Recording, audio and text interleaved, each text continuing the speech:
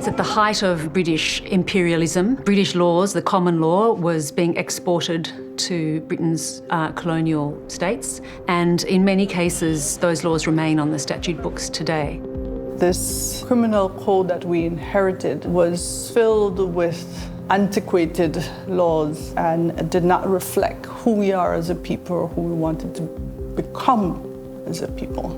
And those laws reflect the times in which they were made, 17th, 18th century laws, and attitudes towards women and girls and other marginalised groups, for example, LGBTIQ people, people with disability.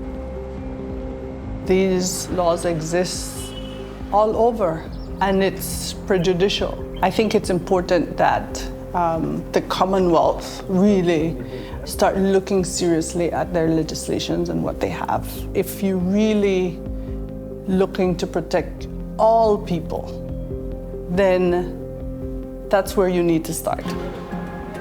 How do we handle criminals and how do we protect victims? First of all, it wasn't gender neutral. Boys weren't protected under that piece of legislation. All the global data really emphasises that the numbers are very disproportionate towards women and girls being the victims and survivors. Of course, sexual violence also is committed against men and boys. You know, I just think that the rape has to be gender neutral. It's crazy that we have a rape law which assumes that only men can rape women. In India, more than 72% population face sexual violence in their lives, including men and boys.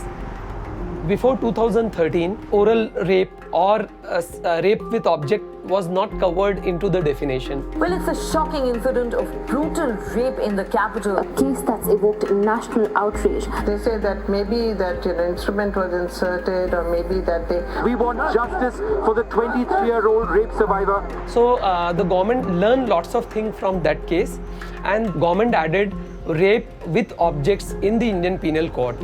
All these components are very useful for the survivors, for justice as well as the rehabilitation of the survivors. Indore जिले के case की बात करेंगे और उनका पति जो वो क्या करता था कि उस महिला का जो प्राइवेट पार्ट्स हैं उस पे वो ताला लगा के रखता था और चाबी अपने जूते के अंदर रख के लेके जाता था और करीबन वो सालों तक के रहा। पति को 10 साल की सजा हुई है। Powerful laws are playing a very crucial role for changing the practices in the society, especially related to the rape or sexual violence. The Indian Penal Code is quite comprehensive. If you look at the exception to the provision of rape, sexual intercourse by a man with his own wife is not rape. Came from the British colonial law based on the idea that the woman is the property of the man, and therefore he can do what he wants with his property. So these gaps leave a lot of excuses for perpetrators. We've seen this gone to court 1,000 times here in Kenya. Because of this, marital rape continues to take place in so many homes. Niko na wasichana wawili, naomba hiyo nisipendi wakuja wapitie vile dhulma zenye mimi nilipata ndani ya ndoa.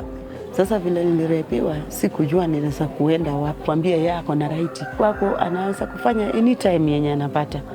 Ataenda huko, lawyer, atasimama na hao, yani hiyo kesi itaenda hivi. Lakini kama inaweza kuenda vizuri, nipate justice, ashikwe, apanish, inaweza kufanya hata watu wengine pia wawache hiyo tabia kudhulumia wanawake.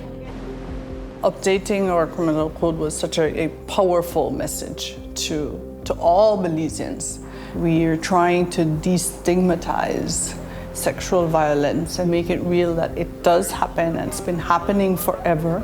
And so what we're seeing now is an increase in reporting of these crimes. But what we've had was a significant revamping of the criminal code with regards to rendering rape gender neutral, with regards to an object being used to rape a person, with regards to equalizing the age of consent. Coincidentally, at the same time we were updating the Criminal Code, Section 53 was in the courts. Section 53 essentially penalized consenting adults for what they did in their bedroom, and that penalty was up to 10 years in prison, thereby giving the state the control over LGBT citizens' lives. The case to declare Section 53 unconstitutional. We are an extremely patriarchal society, and nothing challenges patriarchy more than a woman saying that she wants to be with another woman and she doesn't need a man. And I believe if you're a lesbian in this culture, you are at the bottom end of the totem pole. We've had cases from corrective rape of lesbians to aggravated assault cases for people. We've had a few murder reports as well. In an ideal world, we would have politicians stand up for minorities and the people who are not represented. Everybody in Parliament told me, Esther, you shouldn't talk about this in public. I realized something, that I have to stand up for what is right. I would hate to see somebody jailed for 14 years just because he was sexually inclined in a different way. I think the best thing to do is to decriminalize it. Why make them live in fear?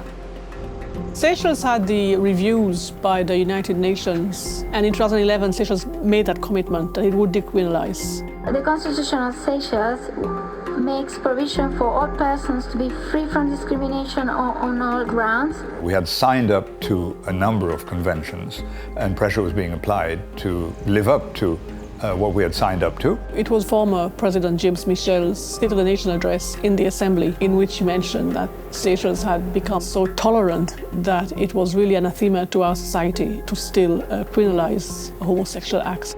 It takes guts, boldness for somebody, a president, to acknowledge that we are not a transphobic or homophobic country, to actually ascend the law. I mean, if you look at the world, how many head of states have actually done that? And boom, it was done. And that's it. You know, it was actually very quick and pretty painless. Like, I felt like there was this heaviness that came off. As you can see, the sky didn't fall. We're still here, and we're thriving as individuals, as communities, as a society, as one people. It's change locally that ensures that we join the wider community. And you've got to constantly be pushing for that. So you mustn't look at it simply as a gender or as a transgender or as a gay rights issue, but as a transformative issue for the whole of society. If you want to get the best out of people in their work or their life, the more inclusive and non-discriminatory you are, the better it is for everybody. Our Constitution is so clear about inclusion. It is very important that we take this forward. We ensure that no one is left out. Let's be visionary in where we're going. How can we help you to make that bold, big, brave step?